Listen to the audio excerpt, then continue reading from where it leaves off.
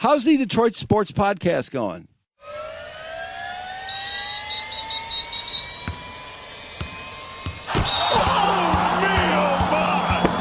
This is the Detroit Sports Podcast Network. Hey everybody, this is Freddie Cohen of ESPN Radio. When I'm not talking about breaking news or breaking news on ESPN Radio, I'm always a fan and listen to the Detroit Sports Podcast, and so should you. You guys keep up the good work, man. Podcasts are the way of the future.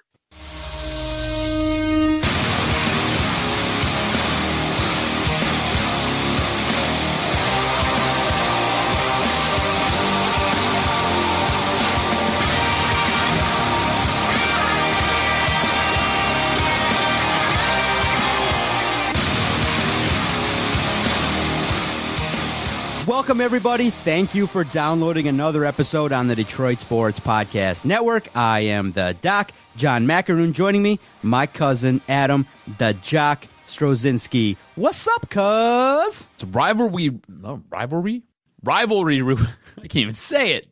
Rivalry week. Easier. There, better. Leave all this in here. Don't add any of this out. I sound like an idiot right now. It's awesome. Hate week. How about that? We go with hate week. Is that better? Can we do that? Let's do that. I can say those words. It's hate week, baby. I hate you. You hate me. Did you see the picture I Facebooked out the other day? It was like from 3 years ago. Couldn't believe it. Where I had to get dressed up in my underwear. Obviously, I have this thing with dressing up in my underwear. I don't know what it is or why. But I dressed up in my underwear. I bought an extra tiny Michigan State shirt and a baseball hat.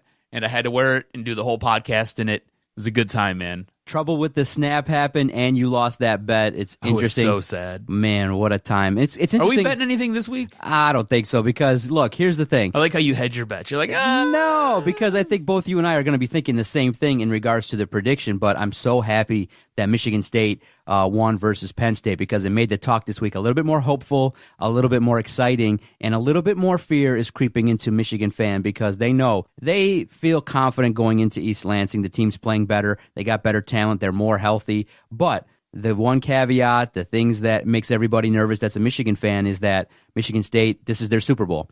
And Shay Norling talked about that, how it's just completely ridiculous that Michigan State fans just get up so much for this game and don't critique the team the rest of the year. And I agree with Shay, and you can hear his podcast every single Monday on this fine network. But you know what? It is the Spartan Super Bowl. They get up for this game. You would expect that this is going to be their best performance. They're going to play defense. They're going to play really solidly. They're probably going to make very few mistakes. But all in all, in the game of football, you look at talent across the board, it shifts a little bit towards the side of the Wolverines. But we'll talk all about that in the second half of the podcast. We got great guests this week, bro. This week on the network, if you're looking at other podcast networks and you're looking at other shows, this week alone, we've already had Rico Beard. We're going to have Anthony Bellino and Justin Rose on this podcast. We're breaking it down. We had Greg Jones in studio. You can hear that entire interview this Saturday on Two Bad Hombres. We got you covered in terms of Hate Week. We got a lot of great guests that want to come on and share their opinion and share their thoughts. And we'll give ours in the second half of the podcast. I'm looking forward to the great guests. But we're going to start the podcast talking about the Detroit Lions. But before that, this portion of the show is brought to you by Motor City Pawnbrokers. Motor City Pawnbrokers is the one-stop pawn shop when you're in need of short-term cash or are looking for quality, brand-name, new and pre-owned merchandise. With locations in Detroit, Ferndale, Roseville, and Warren, their mission is to deliver exceptional value. Go check out MotorCityPawnbrokers.com. After the bye week, here we are, 2-3. Really interesting stuff going on in Miami. I mean, Brock Osweiler got himself in the game. I thought he would be a vagabond. I thought he'd be, after his numerous stops across the National Football League, there are organizations still giving this guy money, and he's still finding his ass on the field. I'm shocked at that guy's resiliency and his ability to bounce around in terms of going from organization to organization. And you look at it and you go, the fun part, I think, for you doing a radio show talking about the NFL and us doing the podcast is week to week, what the hell's going on in the league? You got Miami defeating the Bears. You got upsets galore. You got the Cowboys starting to flex a little bit offensively versus the Jaguars. The fun thing about the league is week to week, the momentum shifts with injuries and what's happening and things like that. That's why people love to watch it, is that while everybody talks about it, you really don't know what's going to happen. And so that's why this week, Lions, Dolphins, super interesting matchup, I think. It's a big game, and the Lions coming out of their bye week. You would think that the Chicago Bears coming off a bye week would go into Miami and be able to pull out a win. And that itself was an absolutely crazy game. So you're right. You never know what's going to happen week to week. Again, Lions bye week. They're coming into Miami.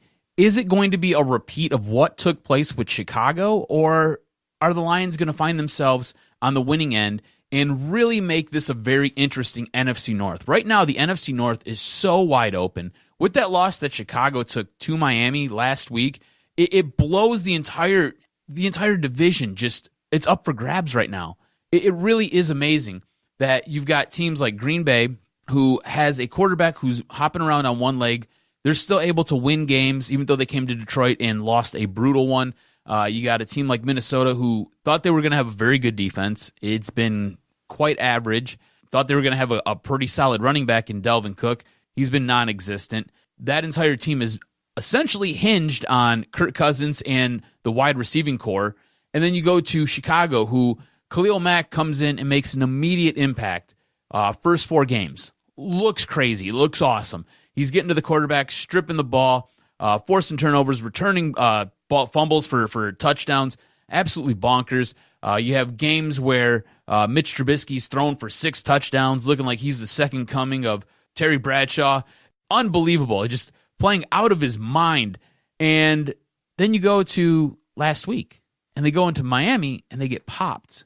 And now your Detroit Lions are sitting here with wins against teams like Green Bay, who if I told you that they were going to win against Green Bay and New England, you'd have told me that they were going to be 5-0 coming out of their bye week, and we'd all would have had a good laugh about that because nobody was buying that.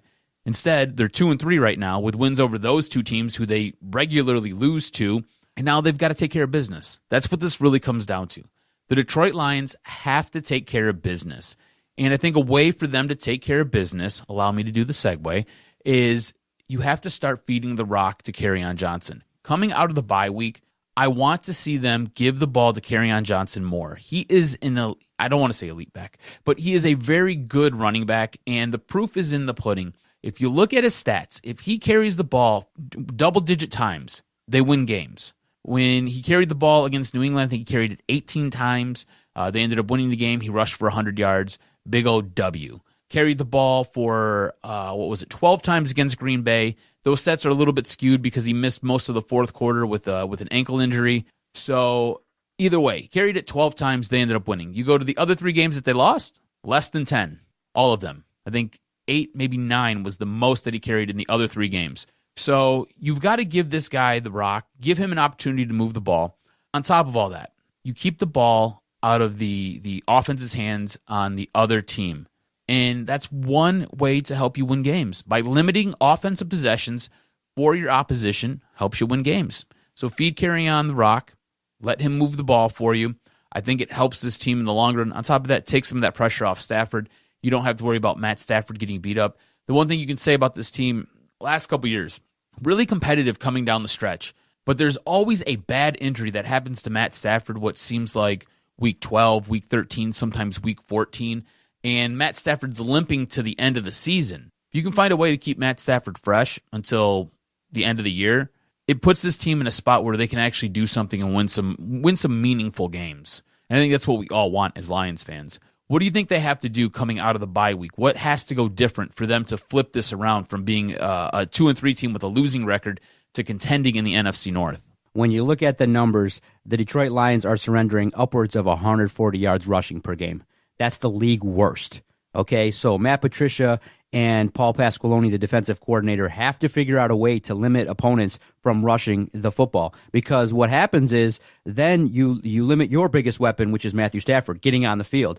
If opponents can run the football like that, they can control the clock, you don't get a chance to have your offense, and you wear out your defense. So they got to figure out a way with that makeshift defensive line, maybe getting some guys back to figure out a way to stop the run because it's scheme-oriented. If Matt Patricia can't figure it out and this trend continues, you're going to have significant struggles putting together wins consistently. And I do think that the defense has been patchwork, but they're forcing turnovers. They're doing some things, and they are pressuring the quarterback just a little bit more. I'd like them to just figure out a way to stop the run. I don't want to see running backs getting 4 and 5 yards a clip, eating up a bunch of clock. I know this whole bend, don't break defense has this tenet in, really in terms of how the league is going is that from the 20 to the 20, it's pretty easy to move the football, and then you got to clamp down and just give up field goals. But in the end, in an offensive league, if Miami's able to score touchdowns, it's going to be a long day this Sunday. So I just want to see a little bit more efficiency on the defense.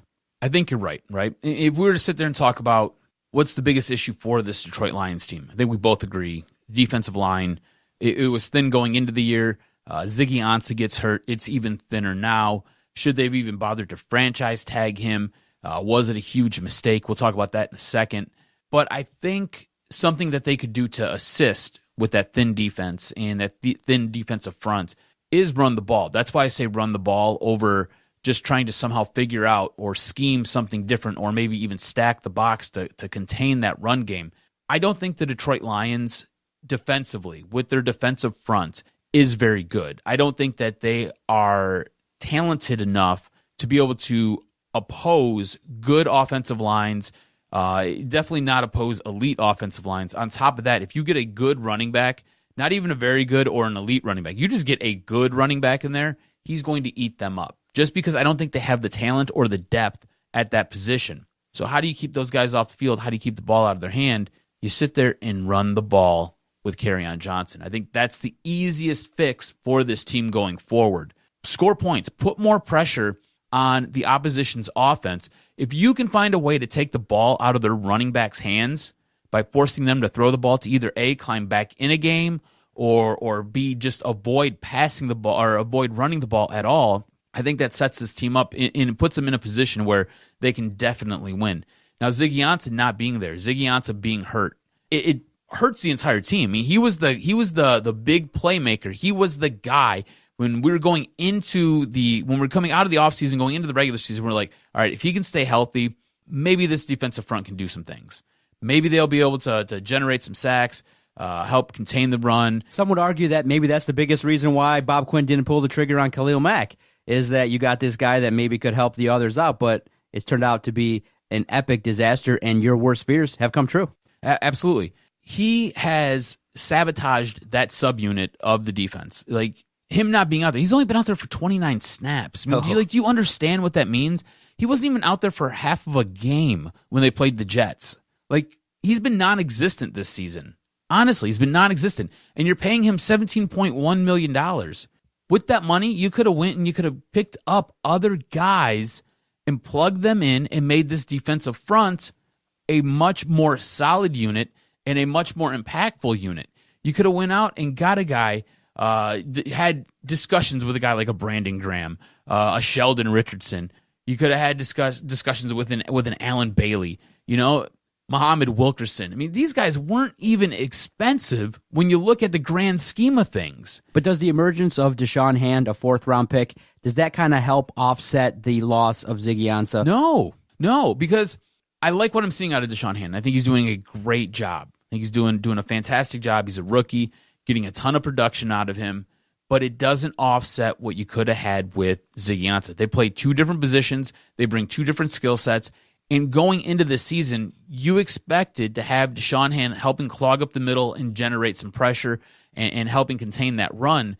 But Ziggy was supposed to be the guy to get home. Ziggy was supposed to be the guy who was going to make the quarterback's life a nightmare. He was the guy who was going to get to the running back in the backfield, have tackles for losses. He was supposed to be that guy. Deshaun Hand can't do that. He's taking double teams on all the time. He's trying to plug up the middle. He's trying to come up and generate and move the pocket so the quarterback gets out and scrambles so Kennard can then go and get to the quarterback. It has altered everything that they wanted to do going into the season. And right now I sound like a Lions apologist because I'm one of the guys who hammered this team. Hammer them all the time because they don't deserve to be propped up. They don't do enough. They've not earned it. They don't deserve to be held in some type of high regard because they haven't earned it. But it changed everything that they were going to try to do when Ziggy Ansah went down. And yeah, Deshaun Hand has been great, especially for a rookie and coming from where he came from, fourth round. I mean, he's been exceptional.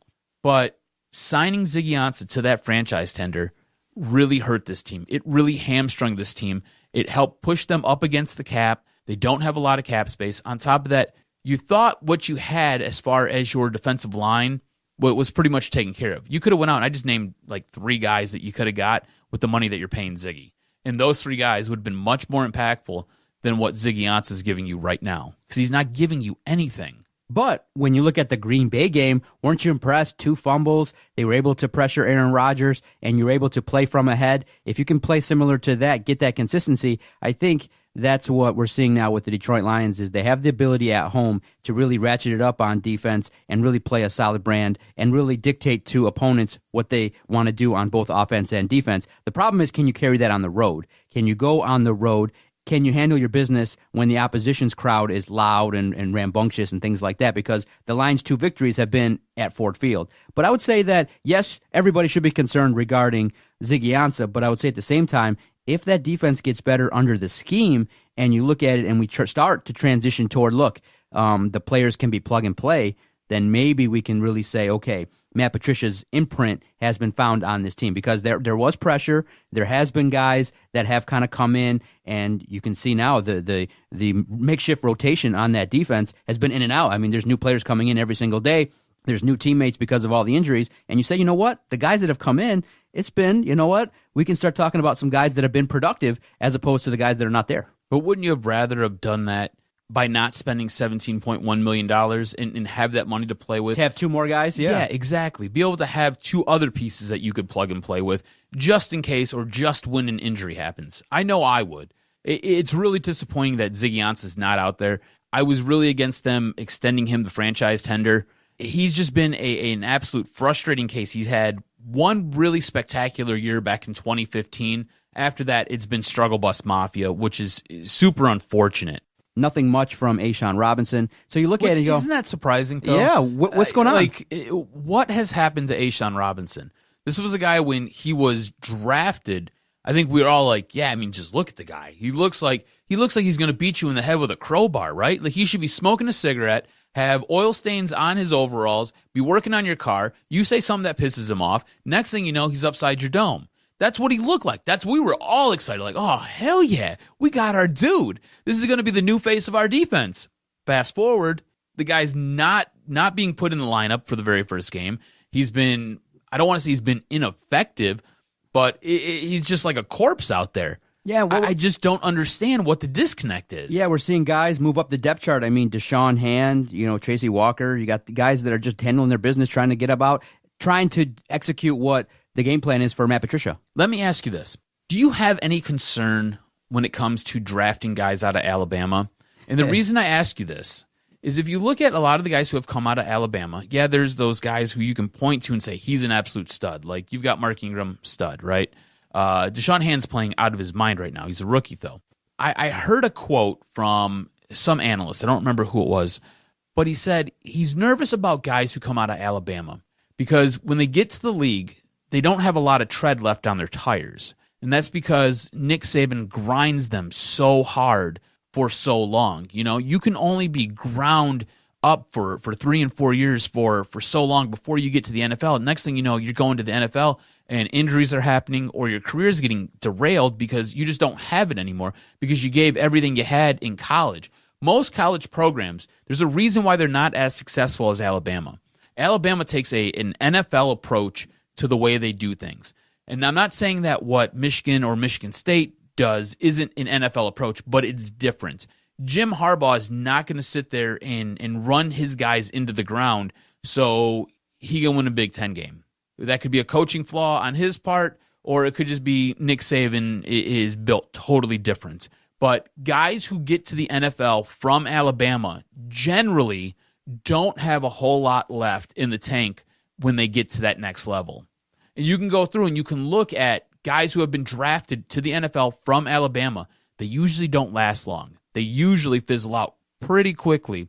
On top of that, there's a high bust factor for guys from Alabama. It makes sense, too, because now the Lions are drafting guys from Alabama. They just think like, hey, we're going to plug and play and see what these guys can do. But if you look at a guy like A'Shawn Robinson, to bring it full circle here, look at a guy like A'Shawn Robinson. When he came on the scene, we were like, oh, yeah. Like, he was a really good defensive tackle.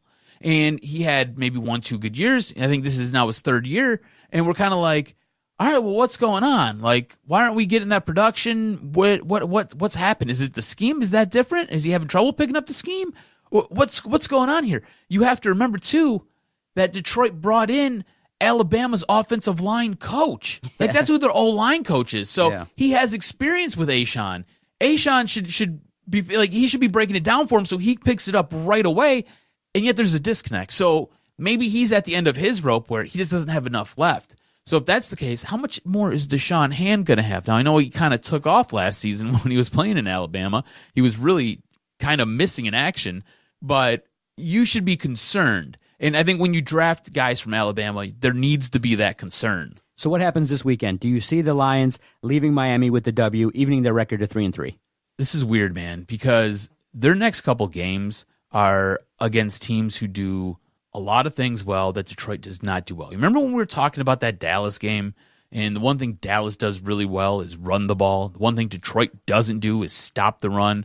The Dolphins run the ball pretty decent. Frank Gore went off on that Chicago defense. Yep. So if you watched any of that game, there has to be some cause for concern. Kenyon Drake's kind of a mess. He's just ruining fantasy teams all over the place. He's crushing mine right now. I know that's for damn sure. Seahawks, I'm not so worried about. The Vikings, if they can figure out what's going on with their run game, I'm a little concerned for that, and Chicago's got a run game. So I think these next couple games, you should be concerned because Detroit does not do a very good job stopping the run. I have a lot of concerns for this team headed to Miami and what they're going to do because of that run game. Now, what I will say, it's kind of up-down theory, right? Miami, I don't think anybody expected Miami to win or beat Chicago last week. So Miami's riding a high right now, and it took everything they had. They had to go to overtime, and they took every last second of that overtime to win that game. And it was a couple fluky plays here and there that ended up spilling a W for Miami.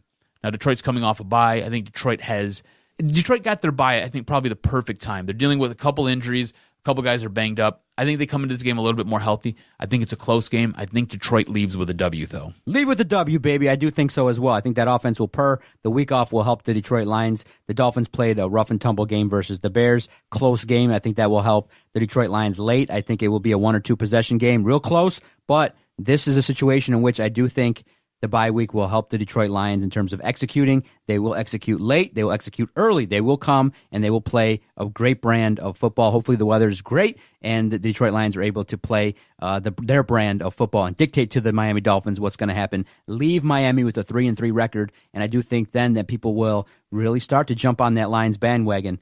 But it's yet to be seen with the Detroit Lions week to week. We got to see what they're able to execute. All right, coming up next, Anthony Bellino, Justin Rose. We're going to talk about Michigan State. It's hate week, and we're going to bring you the guest to talk all about it. Stay with us. You're listening to the Detroit Sports Podcast Network. Adam, I want to tell you about our host site, Podomatic.com. When Adam and I first started this project, we were looking for a great place to host all of our recorded audio. And up until this point, we've recorded 1,100 weekly Detroit Sports podcasts. We've only used one host site. Why do we use them? Super easy. Great customer service. When Adam and I have great verbal warfare, great interviews, great in-studio guests, we take that great audio and we upload it quickly to Podomatic. So if you're looking to start a brand new podcast, a brand new project, definitely go and check out Podomatic.com.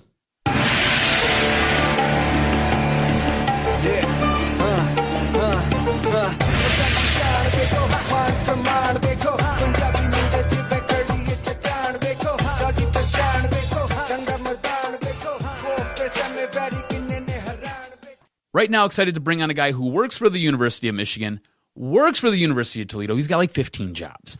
He is the host of the FS Morning Blitz on 1230 WCWA from 7 a.m. till 9 a.m. You can also check him out on Twitter at AC Bellino. It's Anthony Bellino. Anthony, welcome to the show.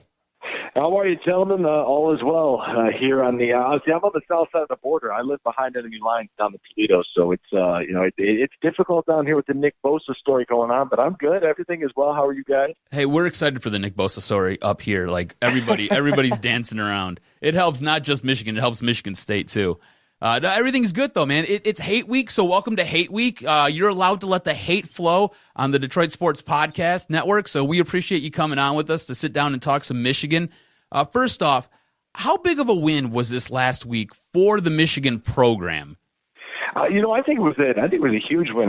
The one thing for last Saturday night I wanted to do, so I went down in the field level because everyone had always talked about Wisconsin, how big their offensive line was, and this offensive line was the biggest one in the country. This is the best old line in the country. Yeah, so I was like, all right, I'm gonna walk down there and see for myself. Okay, everybody was right. Those guys are huge. It is amazing to see 21, 22-year-old kids at that size that they were. It was like everyone just kind of towered over me. So I felt a little bit insignificant there. But outside of that, being the top 25 win at home in prime time, I think was huge. It will always be diminished from people on the outside because whenever the discussion is about Michigan, especially about Jim Harbaugh, he rubs a lot of people the wrong way.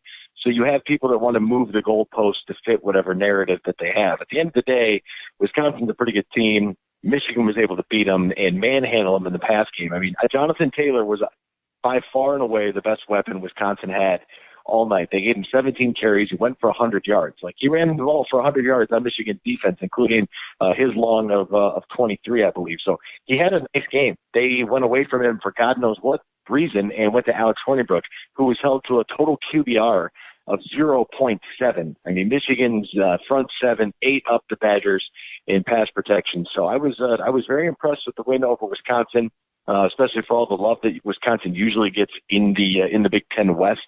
They just seem to be a team that tends to be a little bit maybe overrated at times. But the win on the road at Iowa was pretty impressive, the way that they were able to handle them. But it's a team that lost to BYU. So it's a big win for Michigan because they have that number next to the name, and that's important. They did it at home. They did it in convincing fashion. I know a lot of U of M fans were a little upset Wisconsin put some points on the board there in the fourth quarter, because otherwise it's 38-7, and everyone maybe is a little more wide-eyed at what took place on Saturday night. I'm not sure why any of us are surprised, but Hornibrook seems to struggle in Ann Arbor. A couple really bad games. Now, you brought up Jim Harbaugh, and you really can't mention the Michigan football program without mentioning Jim Harbaugh. Now, he came into this season, it seemed like he was a little bit more reserved than usual. At times, you can see him almost like he's fighting his true self, that outlandish, weird personality. Almost seems like it wants to bubble up to the top and come out. With everything going on with the Michigan program, is it safe to say this toned-down demeanor of Jim Harbaugh has kind of rolled into this workman-like mentality for this team? I think that I don't really know if it's even toned down, because I know that Brad Galley there at Channel 7 WXYZ, the ABC affiliate in Detroit, he gets a lot of time with Coach Harbaugh, and Coach Harbaugh is still himself. I just think that there is maybe less of a fascination because Michigan struggled a little bit last year. They had a couple of good years. They missed out on the playoffs. Some fluky plays have happened that have hurt Michigan in the past, but I don't really necessarily think it's toned down. I think the media as a whole has kind of toned down a little bit, and a part of that is because when Michigan wins a big game and when Michigan makes it into the college football playoff, they'll pick right back up on it. I just think that there are other storylines that, from a national perspective, seem to have caught people's attention, whether it's a Nick Saban presser and he's losing his mind on somebody, or it's the Urban Meyer and Ohio State saga that happened in the preseason, or it's Dabo Swinney and what the ACC is doing. I just don't think that many people, at first it was kind of like a novelty. Here's this guy. This is going to happen overnight. But, ask anybody who's going to make dinner tonight, you'd rather cook something in the oven than microwave something. You're just going to have a better meal out of the oven. Sometimes the best meals take a little bit more time than the quick fix.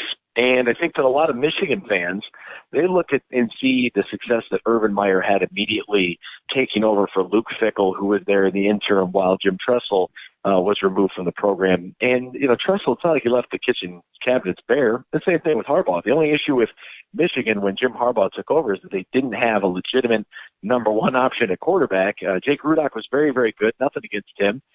Still, floating around in the NFL and practice squads and whatnot. But if you want to be an elite college football team, a very good quarterback is usually necessary. Alabama has kind of been able to skate by without the most elite quarterback play up until recently with Tua. So I think that from a national perspective, most media have just kind of calmed down and focused their efforts elsewhere. And there's plenty of other coaches who are floundering right now in the sport of football. It's a very hard game to coach, but I think if you look at the Harbaugh era as of right now today, he did exactly what he was supposed to do. He restored Michigan. He put them back on the front page, back in the national conversation.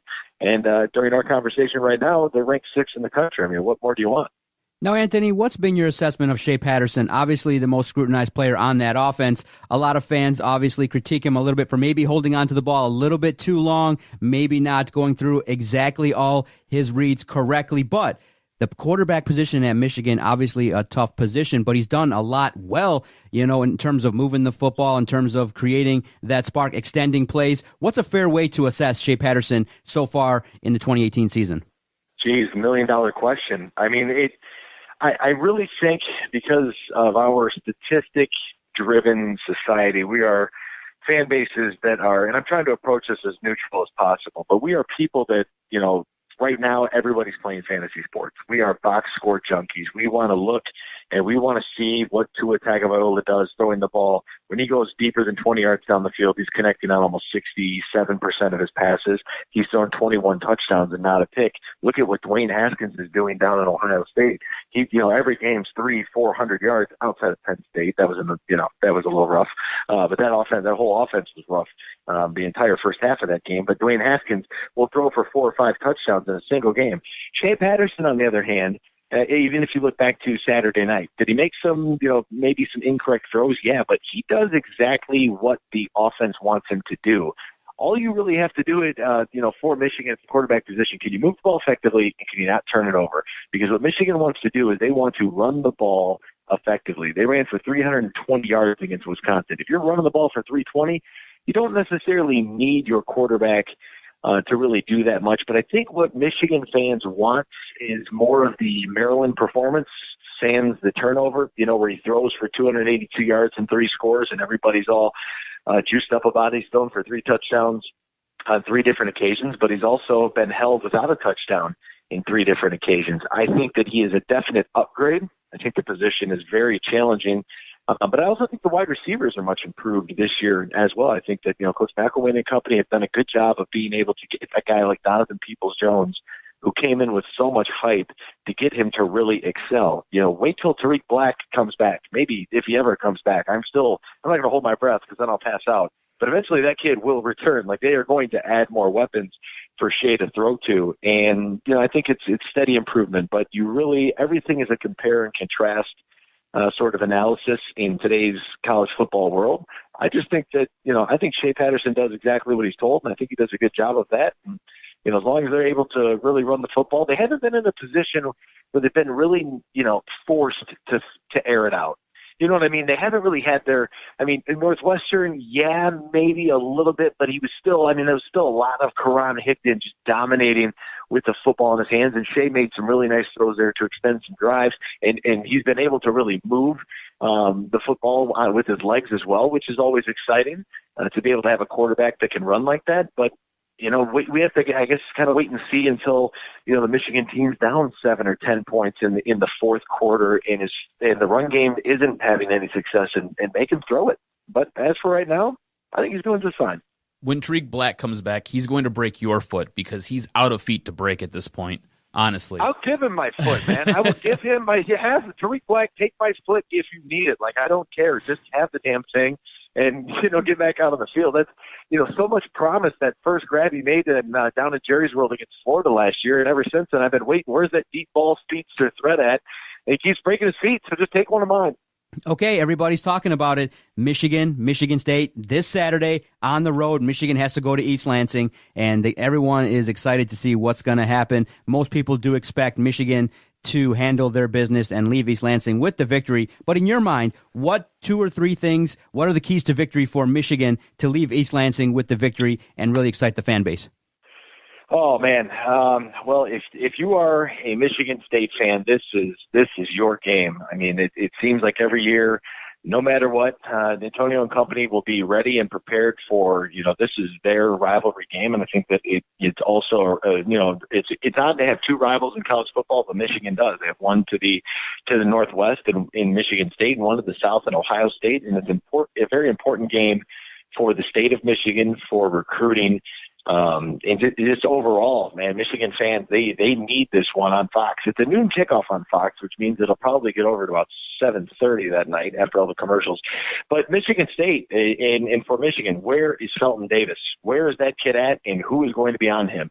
I think that's really the major key for Michigan. And as for Brian Lewerke, here's a guy who has been able to move the football a little bit through the air. But if you just compare and contrast, like I said, the numbers, I mean, I'll take Shea Patterson over Brian Lewerke, 8 days a week, twice on Sundays. The run game is much better for the University of Michigan right now. The defense is obviously stronger. It's a rivalry game, but I think what Michigan needs the most in this ball game, and seeing them as a 7-point favorite, I've seen people on Twitter talking about 10 points. I haven't seen a double-digit spread that you can bet.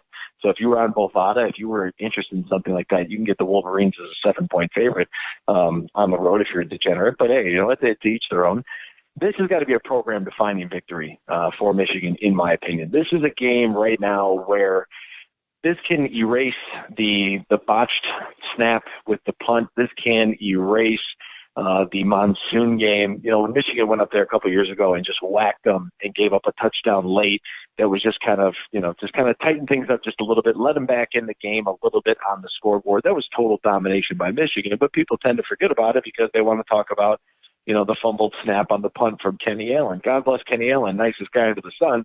Hey, bad things happen. It's just part of football. It's part of life. You gotta grow up, but this one's got to be a program-defining victory. I'm talking about an absolute slaughter. Plug your ears, John. This one's got to be like a 38 or 35 to 10 type of game. One that just Michigan asserts its dominance early and often. Control the line of scrimmage. Will we see Rashawn Gary ever again in a maize and blue uniform? I think that's a legitimate question as well, considering what just took place with Nick Bosa. I think that's something that you're going to want to keep your eyes out on in that front seven, Devin Bush and company. Can they light up the Spartans in the backfield and kind of contain their offense? And as long as you put pressure on Lewerke, pressure bursts pipes, man. It's one of those things that he won't be able to find Felton Davis if he's on his back looking up at the sky. Anthony Bellino, host of the FS Morning Blitz here on the Detroit Sports Podcast Network. Now I'm hearing a little bit, Doppler Detroit Sports Podcast, there might be a little bit of rain this Saturday, and if so, that's going to make the running game supremely important. And like you said, Karan Higdon, that offense is going to be looking to run the football as well as Michigan State. But as you know, Michigan State's run defense ranked number 1 in the nation. If it is a little bit of a sloppy weather game and it's going to be coming down to both offenses' ability to run the football, do you think Karan Higdon can effectively do something against a nationally ranked defense, which he has struggled with in the past? Yeah, absolutely. I think that, we've talked about Shea Patterson, we've talked about wide receivers, we've talked about Karan Higdon. We haven't mentioned the offensive line. The offensive line has been much improved, from last year to this year. They've made great strides, and you can see it. And I'm looking at Miles Sanders from Penn State. I mean, Miles Sanders from Penn State against the Michigan State Spartans, in a loss, ran for 162 yards. I'm not worried about Karan Higdon getting his behind that offensive line. I think that when you look at Michigan State, of course you should be pretty good at run defense when you play Utah State, when you play Central Michigan, when you played Indiana.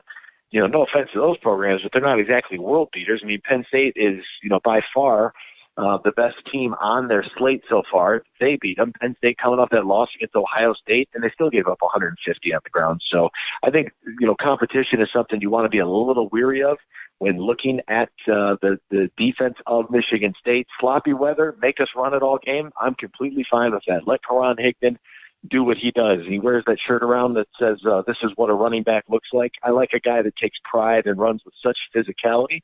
Would I like to see a little Chris Evans and company and then mix it up a little bit, throw a change up in there every once in a while?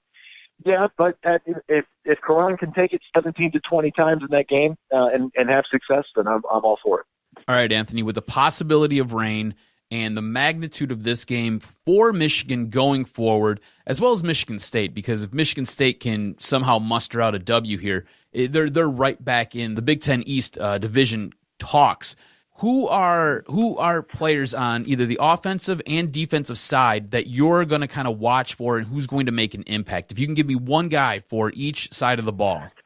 One guy? That's all I get is one guy? Okay, I got one guy. I want to narrow it down here because my listeners need to know who they're watching for on Saturday.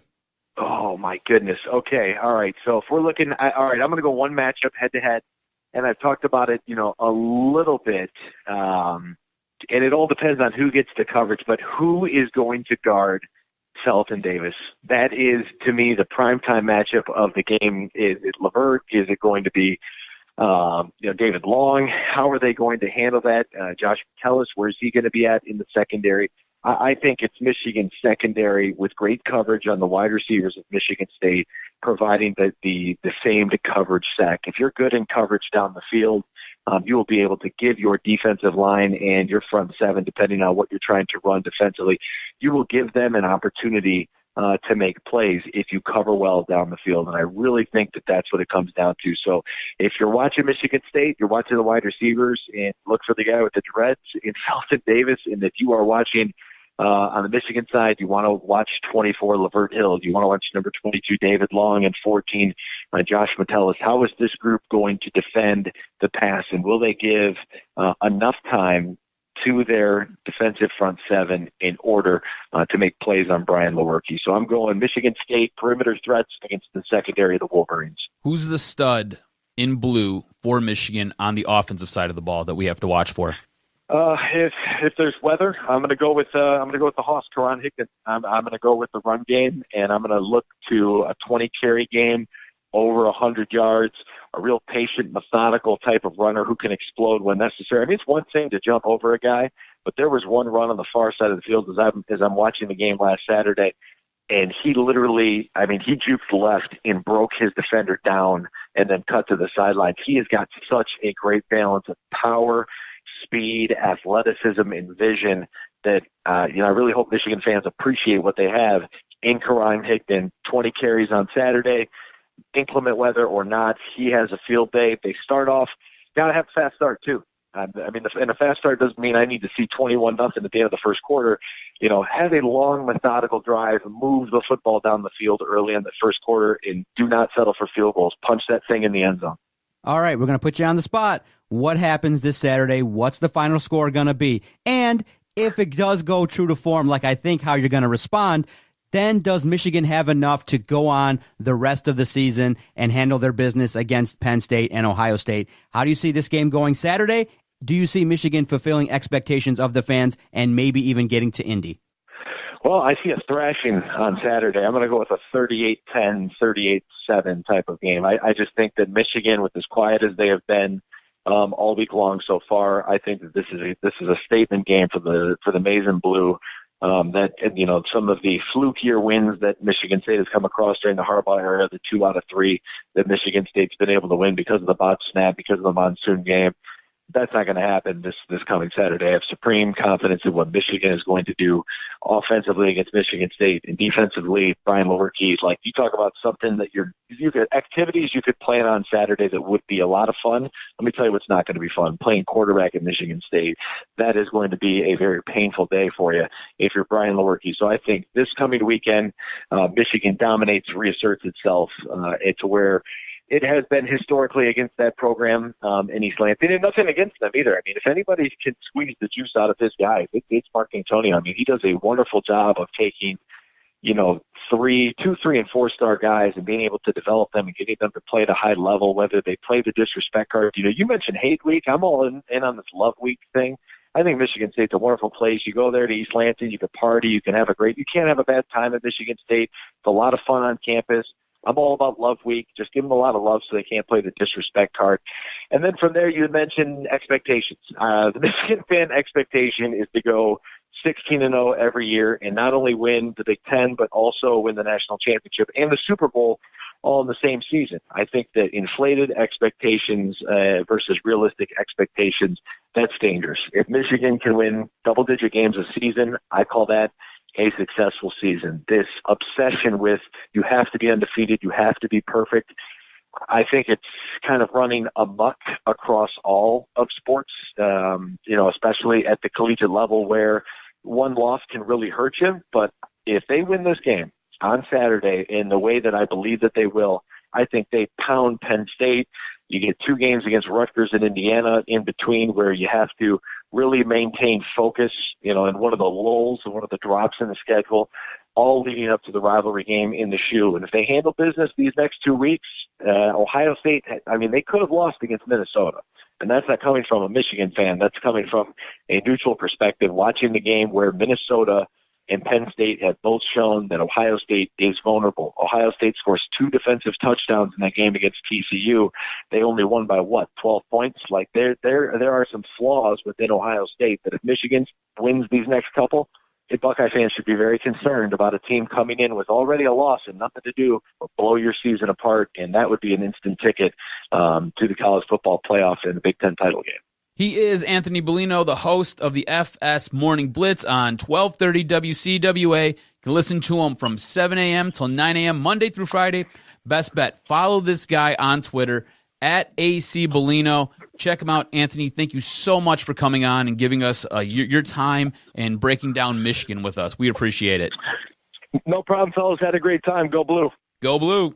Man, good stuff from Anthony. I like the way he approaches things. And the way this happened was I was at the big house just rolling around getting some food, and there he was. And I'm like, oh, Anthony, I'm John. He's like, oh, hey, how are things going? I'm like, hey, man, we've been here 5 years. I go, it's been too long. We've had some good conversations in the past. Let's have another one. And then I said, okay, we're going to talk Michigan State. I wanted to have him on. And he gave great takes, and he's expecting a blowout. Now, if it wasn't going to be a weather situation, I would say maybe it could be. But I do think if there's torrential downpours, maybe if it's going to be a sloppy kind of game, I think it could be a lot closer.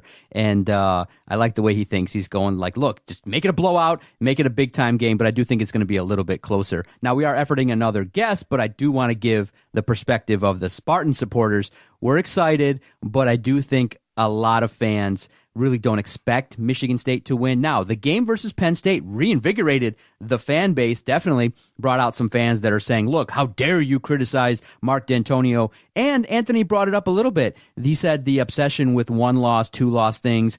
But my counter to that, and had we had maybe a little bit more time with Anthony, I would say this.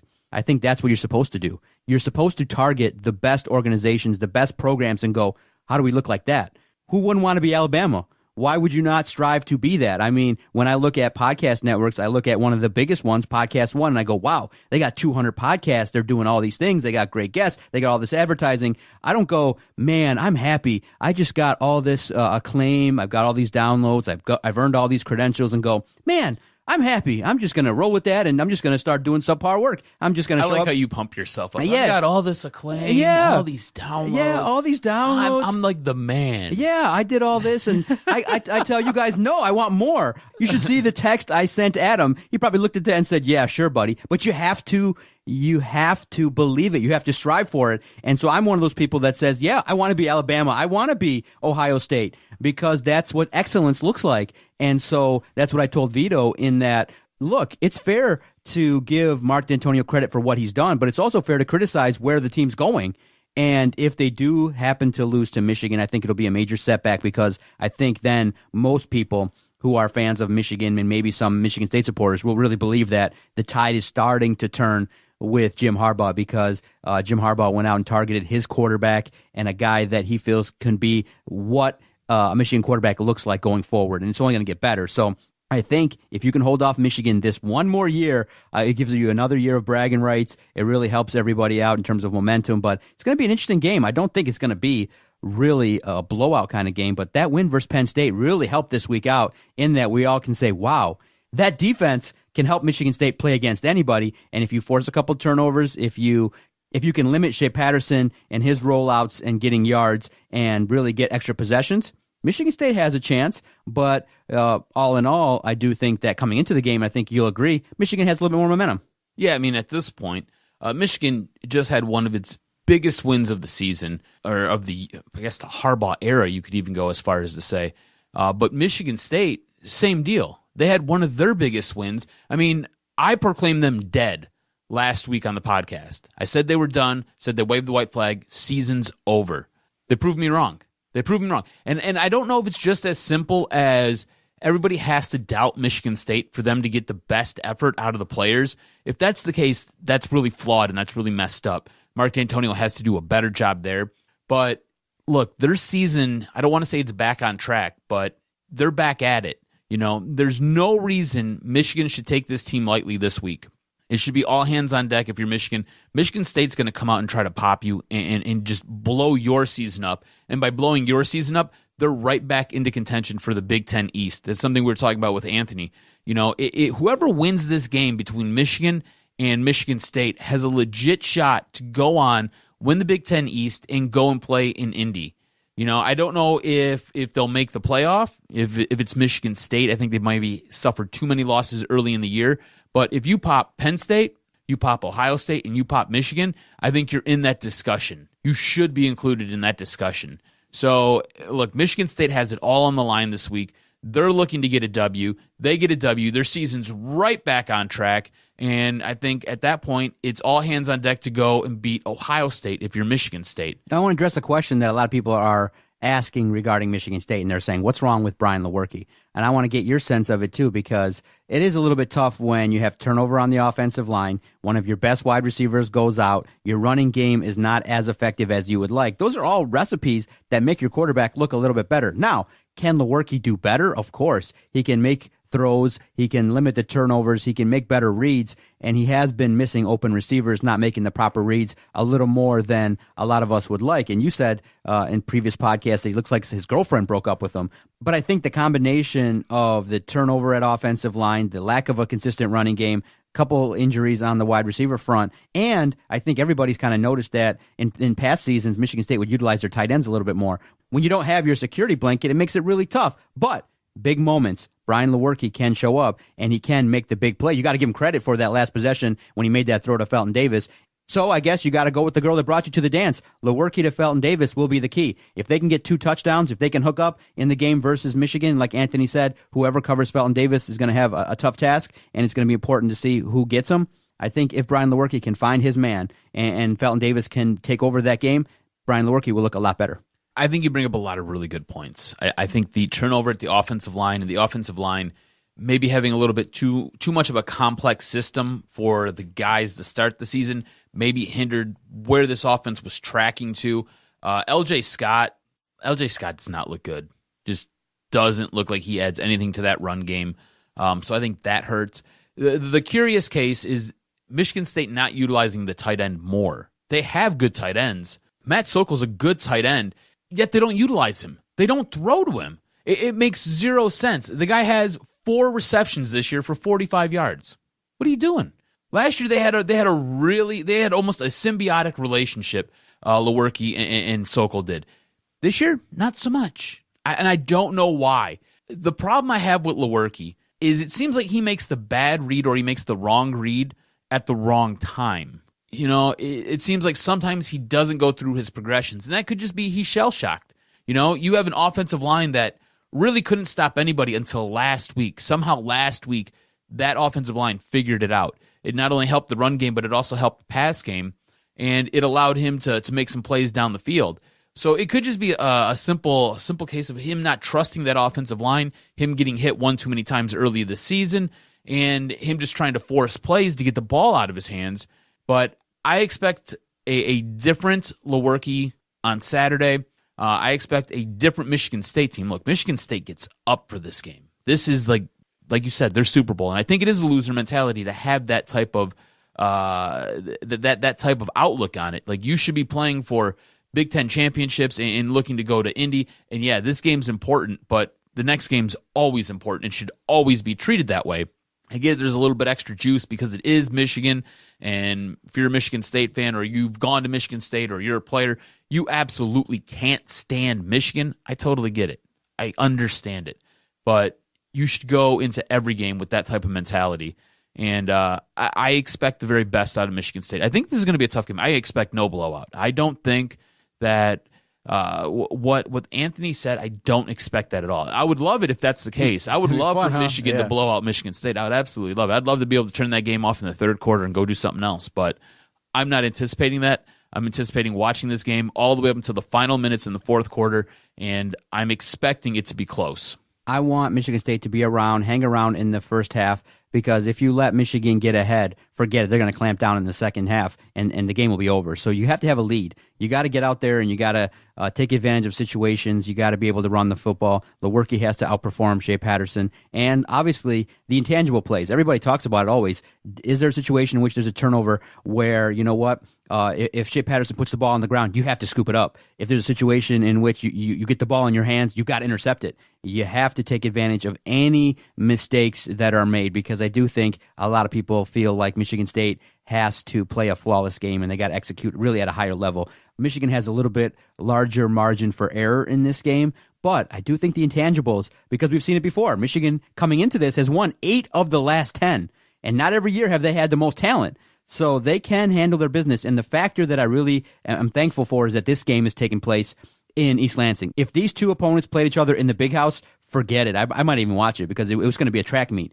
In East Lansing, with the crowd noise, with the momentum that can happen, I'm thinking Michigan State can handle their business and perform and really limit Michigan from doing what they need to do. So I'm hoping that that's what takes place. I'm hoping that Michigan State plays the game like it's their Super Bowl, and we'll see what happens. It should be a good contest either way. But like I said, going into it, objectively, I would say bet Michigan State plus the points, but I think it's going to be a close game. Final score probably going to be in the neighborhood of 24-23 Michigan State if they have the ball last.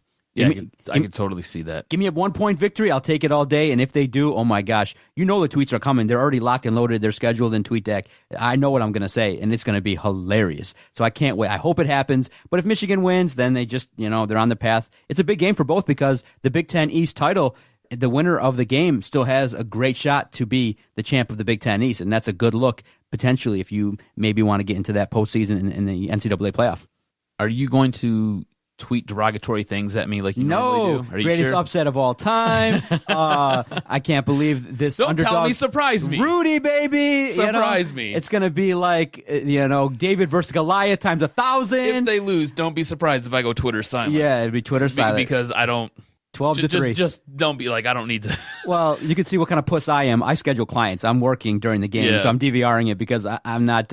I remember 2 years ago when Michigan rolled up into East Lansing and took care of business, and I was like, oh my God. You know what the worst thing is? Jabril Peppers running all over the place, a 2-point conversion. I was so mad. The worst part is I've got my grandma's 75th birthday party, a surprise party for her. Right. Which I don't know if you should be throwing a surprise party for a 75-year-old woman who just got out of the hospital with some heart ailment. Uh-oh. Probably isn't the best bet, but her party is going on right in the middle of this game. I'm so annoyed. My stepdad, so pissed off. Of course. Not happy. He was like, what the hell? He's like, this is stupid. Why would we be doing this? And I'm like, hey, your sister put it together, bro. You figure it out. All right, we found our guest. Thank goodness. Justin Rose is on the line. I look forward to talking to him. On the phone with us right now, he is the host of the Sports Cave. You can also see him nightly on WXYZ Channel 7 locally here in Detroit. You can also follow him on Twitter. He is the one, the only Justin Rose. Again, his Twitter at JRoseWXYZ. Justin, what's going on, man? I would say I was the one and the only, but that Justin Rose golfer guy. He doesn't count. He takes a lot of my spotlight, guys. He doesn't count. When we reference you, we make no references. He doesn't exist in our universe. Only you Gold exist medal in our winner, universe. PGA #1 tour player. He doesn't even exist. I like it. I'll take it. Thanks. Hey, man. Thanks for coming on. You are one of the busiest guys in the business. Let's just kind of jump right into it. How does last week's win for Michigan State over Penn State impact the Spartan seasons going forward? Well, it's funny because 2 weeks ago in my weekly one-on-one chat with Mark D'Antonio, I asked him, hey, what's the identity of this football team? And he kind of said, I don't really know yet. And he said, you can find an identity in a lot of different ways. Sometimes it's good, and sometimes it's in bad things that you do. And I was like, that's an interesting thing. So then they go out and they lose to Northwestern, and everyone basically jumps off the ship and says, this team's garbage. They're never going to win. They're going to look at the next 2 games, Penn State, Michigan. No chance, no chance, no chance. Well, Brian Lewerke echoed that statement, and I said to him, hey, how does that win over Penn State, re-galvanize and show you guys what you need to do to be successful, blah, blah, blah. He says, well, it really was the loss at against Northwestern that really shook us up. So the Penn State win, while it's great and it's a feather in the cap right now, I think most of these guys are realizing, look, that Northwestern game is not who we are. The coaches all the way down to the players. And I think that that's really kind of kickstarted them and gave them an identity and said, after that loss, we need to do things in practice and in games to be successful. And I think that that's carrying over now into this Michigan game. Is it really as simple as just doubting the Spartans to kind of get them to show up and play like the team we expected? You kind of touched on it there, but it seems like whenever you count this team out, they show up. Well, and it's funny because they brought back the poker chip, going into the Penn State week. and talking about playing with a chip on your shoulder and the old adage that Mark D'Antonio has used for a decade now that you would think would run its course. How long can you use the same motto before it gets tired and old? But you know what? Every time they bring that thing out, every time they remind those guys where they come from and how no one gives them the credit they deserve and how the recruiting rankings doesn't necessarily give them the credit they necessarily feel they should have gotten. And the list goes on, and nobody plays it up to their strength more than Mark D'Antonio and the Spartans do. Now, Justin, I want to ask you this because there's been a lot of talk about Mark D'Antonio as a coach and what he's done versus where this program is at. And now some people will say and declare, look, you have to respect Mark D'Antonio based on what he's done, where he's taken that program. And then you have some that say, look, it's also fair to say, look, where's this program going? And when you have a team, some people are not happy going 9-3, 10-2 every year when you have a dominant program like Ohio State in your division. And some people look at it and go, look, if you're not going to evolve, then your program dies. Where do you stand in terms of the fair and accurate assessment of the current coach of Michigan State, Mark D'Antonio? Well, I just look back at before Mark D'Antonio. You want to go back to 6-6, 7-5, and that being a good year? Or do you want to take I'll take a shot every 4 or 5 years at being the best team in the Big Ten and continuing to be competitive each and every one of those years? 9-3. I know we live in this age of college football playoff or bust, and it's somewhat unfortunate that that's the way that it's gone, but that's where it is right now. I think that, to your question, which was many layered, by the way. That's the way he does it. I think most Michigan State fans will tell you that there's no other coach that they'd rather have at this current juncture in time. Look, the coaching staff realizes that they need to adapt and change some of the things they do offensively and defensively each year to keep up with the Joneses and whatnot. This year, maybe more than any, was a kick in the behind that D'Antonio and his staff needed to realize, we probably shouldn't just try to jam the football down everybody's throat when we don't have the personnel necessarily to do it. But that doesn't mean he's going to change his philosophy either. Mark D'Antonio's record speaks for itself, guys. And just because they had an off year 2 years ago, that doesn't seem to be a norm, obviously. And they stumbled this year, which was upsetting. They still have their goals in front of them as of right now. Today they do. I mean, they beat Michigan, and all of a sudden it's a couple weeks away, and you got Ohio State, and there's your East Division right there. You know what I mean? Last year they played for the same thing. I think most fans were happy with where the Spartans were at last year because they were playing for the East title in Columbus and then got realized that they were not close. Maybe that's what we see again this year. Maybe not. Who knows? But I think most Michigan State fans are happy with where the program's at on the surface level, but each person is going to obviously have things they want to see improve and change moving forward. But Mark D'Antonio should not be going anywhere. On the phone with us right now, he is the host of the Sports Cave. You can also see him again nightly on WXYZ Channel 7 locally here in Detroit. Justin Rose. Justin, look, going into this season, we expected Brian Lewerke to be a rock-solid quarterback, so much so that I proclaimed him to be the best quarterback in the Big Ten this year. Really hasn't worked out that way. Why? Well, I think it's a myriad of things. I think, obviously, you look at his wide receivers, who's been injured and who's been out. Look, you can call that an excuse or not. I like to be real, and when you don't have your top 3 receivers every game, you're probably not going to have the same production as if you did. I mean, that's just how I look at it. And I know that fans go, like injuries. Tariq Black's out at Michigan and Shea Patterson's still doing his thing. But it's like, yeah, but he's also not throwing up 300-yard games. You know what I mean? So I look at that. I look at his offensive line as well. It's been a hodgepodge. And no one can tell me otherwise because guess what? Injuries once again. And then look, this is not me saying Michigan State would be beating everybody by 1,000 points if they weren't hurt. They have issues. There's no question about that beyond just the injury issues. But Brian Lewerke trying to do a little bit too much. He's trying to cover up some of the mask, some of the problems that organization has right now on the offensive line with the wide receivers and frankly the running backs. LJ Scott hasn't played more than a game.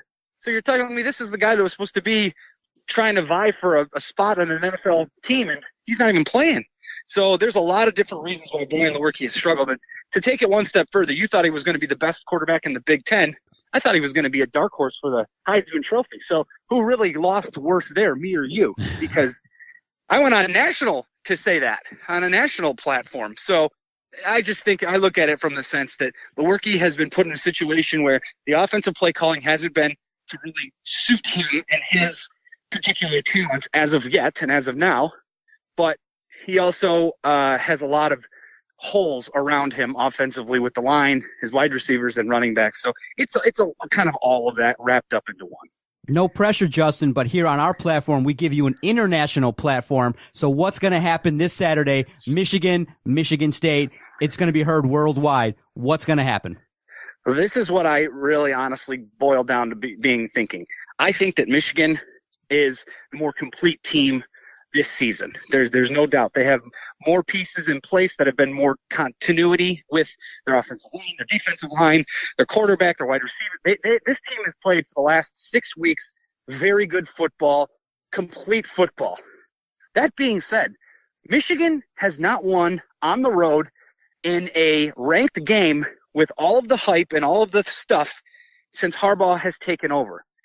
I can't pick them to do that. I can't just pick them to say, well, they're going to do it.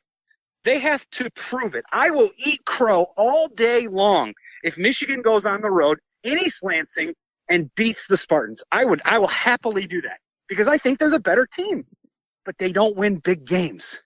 And Michigan State wins big games. They do it every single year.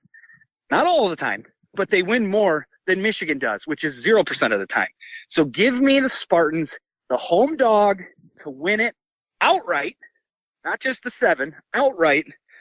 But if Michigan wins, I will happily sit there and say they need to go to the college football playoff. That should be the goal for them if they get through this game. Justin, we'll get you out of here on this. Who needs this game more? Is it Jim Harbaugh? Stop it. Wait. You're not even going to pose the question to you. Because the question is Jim Harbaugh and Michigan 1,000,000%. It's not even close. But it's not even close. But the Spartans could get this game, get everything back on track for their season with this win. It doesn't matter. Their college football playoff hopes are done. Yes, they can win the East Division and go to the Big Ten championship game potentially if they beat Ohio State at home. That would be all fine and good, but you're not going to tell me that a 2-loss Michigan State team that wins the Big Ten is going to the college football playoff when they have losses to unranked Northwestern and unranked Arizona State. You're just not going to tell me that. And Michigan State has owned the rivalry 8 out of 10. Don't give me that the whole tide is going to turn in the rivalry just because they win this one game, because that ain't going to be true. We saw that 2 years ago when they beat a 3-9 team at Spartan Stadium. Michigan State comes back and beats them the next year in Ann Arbor. So that was a wash, and that's an easy fan narrative. Well, one win's going to turn the tide back. No. Harbaugh needs to win this game. He needs this more than maybe any game he's ever played in, because if they lose this game, their season is also like Michigan State's, and it's done as far as the college football playoff is concerned. Plus, you go 1-7 so far against your rivals, 1-8 maybe, and then you have to go on the road to Columbus, looking at 1-9. Come on, guys. You know Harbaugh needs this more.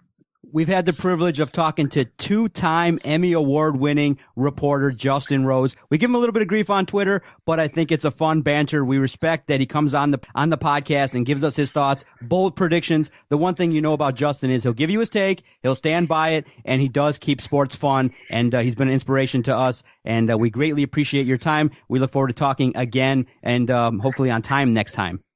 Ah, yes. Well, you know. You see what he does there? You see what he does there? He's a jerk. He can't help it. I appreciate it. Thank you much. Hey, guys, look, again, you can follow Justin on Twitter at JRoseWXYZ. Also, check him out every single Sunday with the WXYZ Sports Cave. And check him out every single night on Channel 7 here locally in Detroit, WXYZ on your television station there. Justin, thanks so much for coming on, man. I appreciate it. Thanks, guys. Yep. Go blue, go green. That's right. Go blue, no green. Now, one final word. The Pistons had their opening night on Wednesday. What's your thoughts about the Pistons this upcoming season? Finish us off strong, sir. Man, you just tell by my long, breathy pause there. Look, I think they'll make the playoffs. I don't expect them to be very good. I'm expecting maybe 39 wins. I just don't know if their big three can stay healthy. Reggie Jackson might not even play the opening game, which is tonight. We're recording on Wednesday, so he might not even start tonight. I don't know, man. I don't know what you're going to get with this team. I want to see what Dwayne Casey's going to do. I don't like that Andre Drummond is shooting three-pointers. I mean, dude can't even hit uncontested free throws. What makes you think he's going to be able to hit a three-pointer? Not a whole lot. Shouldn't that big man be down low rebounding for everybody else who can't shoot? I mean, this team does not have good shooters, let's be honest. So I'm not 100% positive what this team's going to be. I'm not sure what they're going to look like. I don't have high hopes. I do think they will make the playoffs and they'll be fodder for somebody. Yeah. And that's what it's going to be. Give me 41 and 41. Let's just keep our fingers crossed. Everybody stays healthy. It's just kind of apropos that the NBA is a guard-driven league. And then our Detroit Pistons, they're a forward and a center-driven team. Right. Woo, woo, woo. Okay, let's roll with that and see what happens. 1990 called. They want their NBA team back. Great podcast, cuz I enjoyed it. I can't wait to see how this game progresses. And feel free anytime. Leave us a voicemail, 248-579-8686, before, during, after the game, for both the Lions and Michigan State. We didn't have any hate this week? No, nothing. It all came via the Twitter this week at Twitter. Detroit Podcast. So guys, don't forget, call us. We love playing those things. They're awesome. Yes, 248-579-8686. I was expecting Putty for sure. That guy's always on it. You can message Adam on Twitter at AdamRSTROZ. You can follow the network at Detroit Podcast. We appreciate it. We'll be back next Thursday. Break it all down. Can't wait. Go blue. Go green. Go white. Baby. Snort green. Smoke white. Don't forget to burn those couches. This was locker room talk. Second dick. Sorry, Detroit. Didn't quite work out.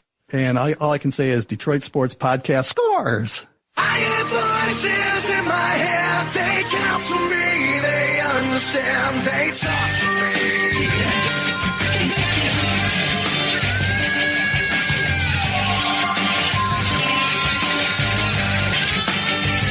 They talk to me.